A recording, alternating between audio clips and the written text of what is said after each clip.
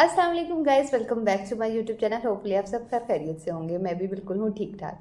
अच्छा गाइस, आज भी मैं हाजिर हूँ बहुत ज़्यादा इन्फॉर्मेटिव वीडियो लेके, क्योंकि मुझे बहुत ज़्यादा कमेंट सेक्शन में मेरे व्यूअर्स कमेंट्स कर रहे थे कि मैम प्लीज़ एक वीडियो ऐसी बनाएं जिसमें आप डिफ्रेंशिएट करें कि कॉल सेंटर क्या है और मेडिकल बिलिंग क्या है। लाइक इस पर प्रॉपर डिटेल में बात की जाए और कॉल सेंटर्स के फ्यूचर क्या हो सकता है, मेडिकल बिलिंग का फ्यूचर क्या हो सकता है और किसका स्कोप ज़्यादा है पाकिस्तान में, ठीक है जी। और सैलरी पैकेजेस क्या हैं और ड्यूटी किसकी ज़्यादा बेहतर रहती है और ये सारी चीज़ें, मतलब A to Z क्यूरीज जो है ना, इंशाल्लाह कोशिश करूँगी कि इस वीडियो में सारी क्यूरीज को हम कवर करें। तो गाइज़, ये वीडियो बहुत ज़्यादा इन्फॉर्मेटिव होने वाली है, लेकिन ज़रूरी ये है कि आपने वीडियो को देखना एंड तक। तो चलें फिर आज की इन्फॉर्मेटिव वीडियो को जल्दी से कर देते हैं स्टार्ट। अच्छा गाइज, हम बात अगर करें कॉल सेंटर की, ठीक है, तो मैं इसमें कोई बहुत डिफ़िकल्ट डेफिनेशन से आपको नहीं समझाऊंगी। बिल्कुल एक नॉर्मल लैंग्वेज में जो हर, चाहे वो न्यू ग्रेजुएट स्टूडेंट्स हैं या जो जिनका फर्स्ट टाइम एक्सपीरियंस है कॉल सेंटर से रिलेटेड या मेडिकल बिलिंग से रिलेटेड, उन सबको ये बातें ईजी उसमें समझ आ जाए। तो इसीलिए मैं कोशिश करूँगी कि आसान लफ्ज़ों में आपको मैं समझाऊँ। सेंटर में क्या होता है कि बहुत सी डिफरेंट कैंपेन्स होती हैं, लाइक जैसे जैज़ कैश है, यूफोन है, क्रीम है और फूड पांडा है। इस तरह से बहुत सी और भी तलबात हैं। कुछ इंटरनेशनल होती हैं और कुछ डोमेस्टिक होती हैं। लाइक जो हमारे पाकिस्तान में जो कैंपेन्स रन कर रही होंगी वो डोमेस्टिक हैं, और जो अब्रॉड में या दूसरे कंट्रीज़ में कैंपेन्स हैं और लेकिन हम यहाँ बैठ के उनको डील कर रहे हैं, तो वो इंटरनेशनल कैंपेन्स आ जाती हैं, ठीक है जी। तो ये होता है। अब इसमें काम क्या होता है?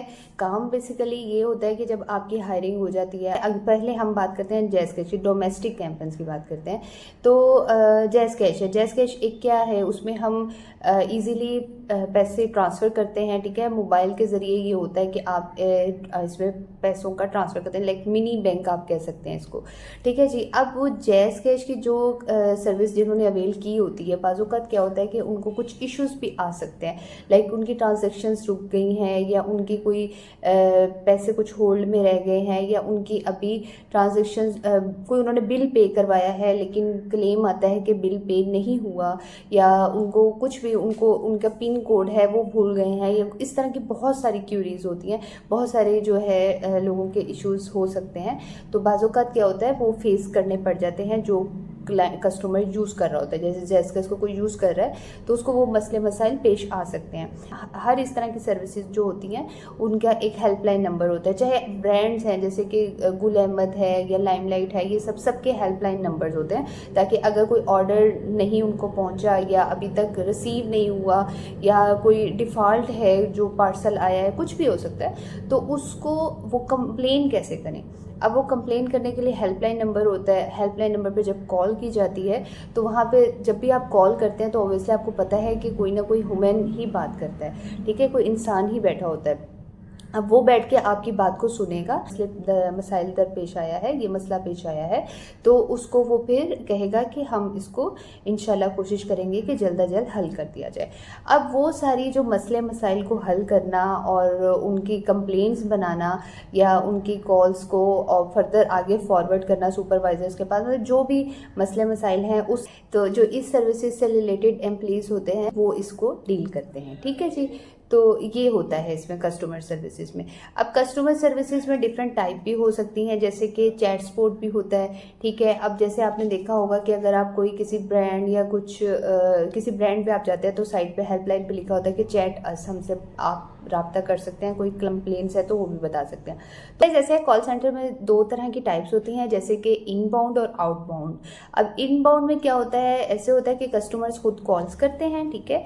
जैसे कि वही वाली बात कि अगर कोई सर्विसेज ली हुई है और उनको कोई इशू आ रहा है या उनका नेट का कोई इशू है, उनका नेट नहीं चल रहा है, जो भी कंप्लेन है, उनकी क्यूरीज हैं, उसके लिए वो कॉल करते हैं, कस्टमर कॉल्स करते हैं। और आउटबाउंड में क्या होता है कि कॉल्स हम करते हैं, ठीक है, हम कस्टमर्स को कॉल करते हैं जिन्होंने वो सर्विसेज ली होती हैं, या कोई जैसे कोई सेल्स की चीज़ करनी है तो उसके लिए भी कॉल्स की जाती हैं कस्टमर्स को, या कोई न्यू पैकेज बताना है या कोई नई ऑफर आई है उससे रिलेटेड कस्टमर्स को कॉल्स की भी जाती है। तो वो होता है आउटबाउंड कॉल्स, और इनबाउंड में कॉल्स कस्टमर्स करते हैं।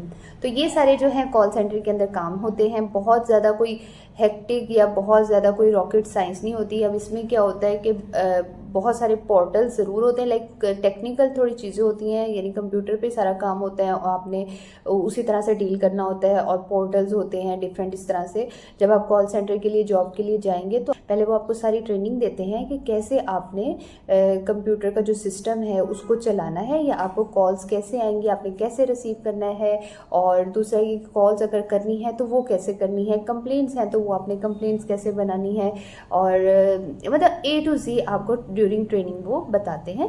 देन फिर वो आपको सिस्टम पे हायर करते हैं, और जब आप सिस्टम पे बैठते हैं तो आहिस्ता आहिस्ता उसमें एक्सपर्टीज़ आना शुरू हो जाती हैं। तो ये सारा होता है कॉल सेंटर का वर्क। कॉल सेंटर में आपने ये काम करना होता है। और अगर हम बात कर लें कि कौन कौन से कॉल सेंटर्स जो हैं वो ऑथेंटिक हैं, जिधर स्कैम्स नहीं है, उन पे मैंने ऑलरेडी बहुत सी वीडियोस बनाए रखी हैं, जैसे अबेकस पे बनाई है, माइंड ब्रिज पे है, आईबेक्स पे है, और इसी तरह साइबर सिस्टम है। तो ये डिफरेंट कॉल सेंटर्स हैं जहाँ पे बहुत अच्छे से वर्क हो रहा है। और यहाँ पे क्या है, इंटरनेशनल और डोमेस्टिक दोनों तरह से कैंपेन्स रन कर रही हैं। और अगर हम बात कर लें सैलरीज़ की, तो सैलरीज़ भी बड़ी हैंडसम सैलरीज़ होती हैं। ये जॉब उनके लिए बहुत ज़्यादा बेहतर है जो स्टूडेंट्स अभी न्यू स्टूडेंट्स हैं, और जिन्होंने अभी ग्रेजुएशन की है और अपनी फील्ड में अभी उनको जॉब नहीं मिल रही, लेकिन वो अपना थोड़ा से अखराजात पूरे करना चाहते हैं, तो वो इस तरह से कर सकते हैं। ये आउटसाइडर्स हैं और अभी न्यू लाहौर सिटी में आए हैं, या किसी भी कराची में, क्योंकि कराची में भी बहुत से कॉल सेंटर्स हैं, इस्लामाबाद में भी हैं, रावलपिंडी में भी हैं, लाहौर में भी हैं, फैसलाबाद में भी हैं, वहाँ कॉल सेंटर में जाके जॉब कर सकते हैं। अच्छा गाइस, अब हम बात कर लेते हैं मेडिकल बिलिंग पे। मेडिकल बिलिंग बेसिकली क्या है, बहुत से आसान लफ्ज़ों में बताऊंगी, कोई मैं इसमें बहुत मुश्किल अल्फाज का चुनाव नहीं करूंगी, क्योंकि बहुत से मैंने बताया कि स्टूडेंट्स भी देख रहे होते हैं और बहुत से ऐसे लोग देख रहे होते हैं जो फर्स्ट टाइम इस चीज़ को देख रहे हैं, तो उनको ईजिली अंडरस्टैंड हो जाए। मेडिकल बिलिंग क्या बेसिकली क्या है कि एक ये वास्ट एक सर्विसेज ही होती हैं, तो सब कॉन्टिनेंट के लोग बैठ के इसको डील कर रहे होते हैं। ऐसे है कि बाहर के ममालिक में, जैसे अगर हम यूएस की बात कर लें, तो तकरीबन हर इंडिविजुअल पर्सन ने इंश्योरेंसेस ली होती हैं, इंश्योरेंसेस करवाई होती हैं गवर्नमेंट के थ्रू। और इस तरह से क्या होता है कि मेडिकल ये डॉक्टर्स ने भी इंश्योरेंसेस करवाई होती हैं और पेशेंट ने भी इंश्योरेंसेस करवाई होती हैं। अब क्या होता है कि पेशेंट और डॉक्टर के दरमियान जितने मामलात होते हैं, उसने कितनी पेशेंट को क्या डिजीज़ है या उसके पे कितना खर्चा आएगा, और डॉक्टर ने कितने इलाज के पैसे लेने हैं, ये सब चीज़ें डील तो हो जाती हैं, लेकिन अगर पैसे देने हैं या लेने हैं, उस सब चीज़ों को वो डील नहीं करते, तो मेडिकल बिलर्स डील करते हैं। जैसे अब ये मेडिकल बिलिंग ज़्यादातर पाकिस्तान में है, इंडिया में है, इसी तरह मल्टी कंट्रीज जो सब कॉन्टिनेंट के डिफरेंट कंट्रीज़ है, वो वहाँ पे मेडिकल बिलिंग्स बहुत ज़बरदस्त हैं, अच्छी हैं। अब इसमें क्या होता है, इसमें इसी तरह के डिफरेंट वर्क्स होते हैं, यानी कि ईओपीज़ होते हैं, क्लेम्स होते हैं, डिनाइल्स होते हैं, राइट ऑफ्स होते हैं, बहुत से काम होते हैं, बहुत सी चीज़ें होती हैं। ये भी एक वास्ट ह्यूज कस्टमर सर्विसेज है और इसमें काफ़ी ज़्यादा काम होता है। आरसीएम होता है, आरसीएम डिपार्टमेंट में आता ही मेडिकल बिलिंग है, जिसमें आरसीएम बेसिकली होता क्या है, रेवेन्यू साइकिल मैनेजमेंट, और इसमें यही सब कुछ डील किया जा रहा होता है, यानी पेशेंट, डॉक्टर और इंश्योरेंसेस का जितने भी आपस के इनके मसले मसाइल होते हैं, वो मेडिकल बिलर्स डील करते हैं।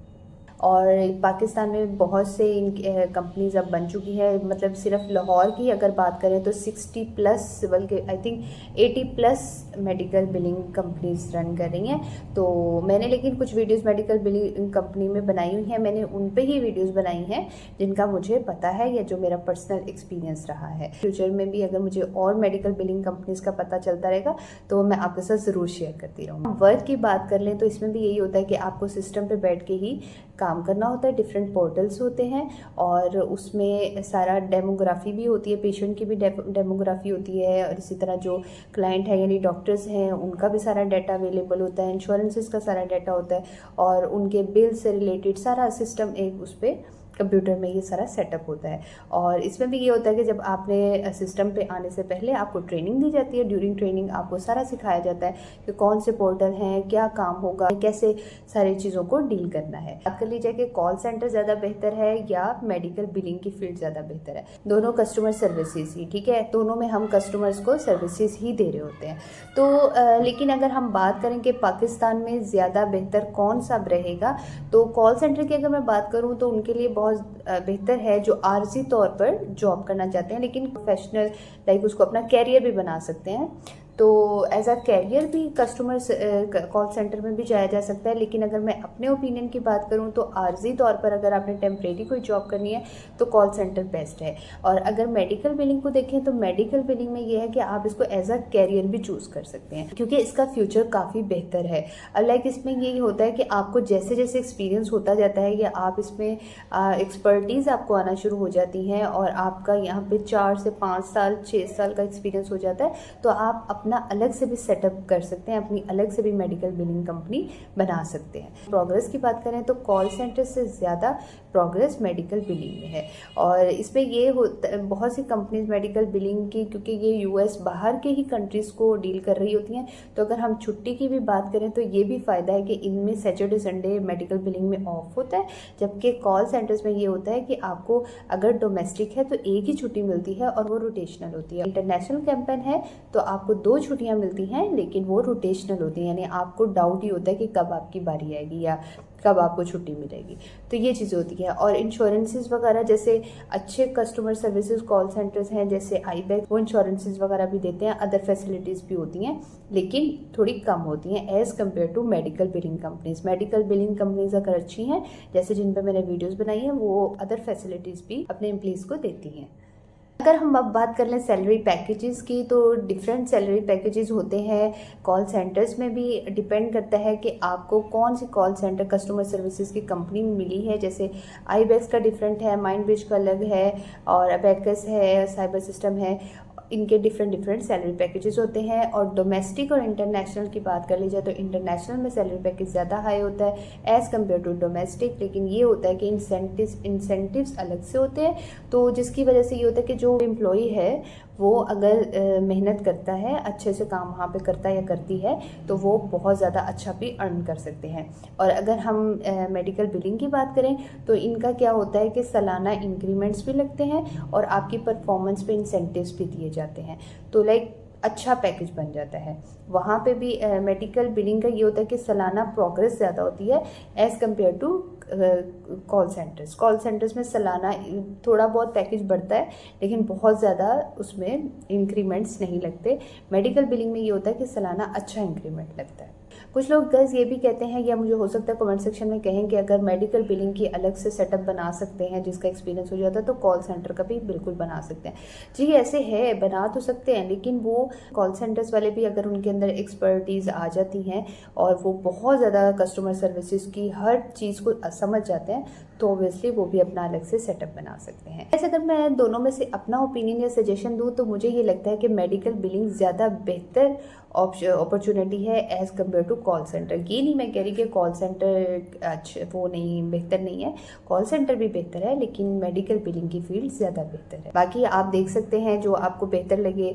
ऐसे है कि जो फ्रेशर्स हैं और जिन्होंने ग्रेजुएट किया है और अभी जॉब की तलाश में है, तो मैं तो ये कहूँगी, सजेशन दूंगी कि दोनों में अप्लाई करें, कॉल सेंटर्स में भी कर लें, मेडिकल बिलिंग में भी कर लें, फिर जहाँ उनकी हायरिंग हो जाती है तो वो ज्वाइनिंग दे सकते हैं।